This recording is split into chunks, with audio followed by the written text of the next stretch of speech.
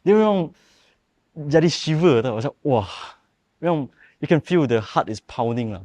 Your heart is pounding. Masa you tengok Rimau 1 yang tahun lepas letak dalam launch pad, rasa semangat lah sebab jalur gemilang tu dekat yang paling atas, UTM je yang paling dekat atas yang nampak.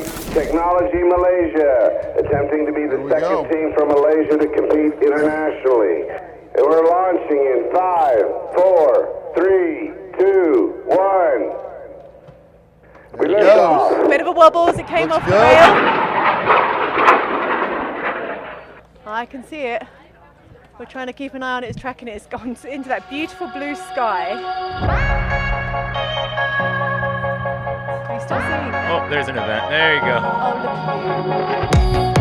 Oh, there it is. There it is. Kita mesti guna yang industrial grade punya material, lepas tu baru boleh pass safety. Dekat IREC tu, yang organizer ISRA tu, dia orang emphasize safety dahulu, lepas tu performance. Dia orang tak kisah roket you boleh sampai 10,000 kaki ke atau 9,000 kaki. Sebelum launch tu, dia orang akan examine selamat ke tak roket you. US restrict keluar export propellant, Malaysia restrict import propellant. Jadinya kita tak boleh launch roket kita orang dekat Malaysia sebab kita tak ada roket motor. Ini memang 10 bulan punya effort letak dalam satu hari launch day. Satu kali je kita launch. Team ni bukan one man show atau bukan few man show.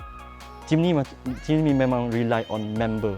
Semua orang member team mesti progress sepanjang 10 bulan ni together lah. Okay, yang pertama saya suka menekankan kepada pelajar betapa pentingnya technical knowledge. Okay, yang kedua adalah disiplin dan yang ketiga adalah pengurusan projek. Untuk kita bertanding di peringkat antarabangsa, 3 faktor ini yang saya sering ulang-ulang kepada pelajar saya. Knowledge ini yang perlu kita tekankan dan memberi penekanan yang lebih supaya pelajar memahami apa kaitannya design dalam teknikal ini dan apa kepentingan pengiraan untuk memastikan kejituan projek supaya boleh bertanding di peringkat antarabangsa. Dan yang kedua, disiplin yang saya sering tekankan.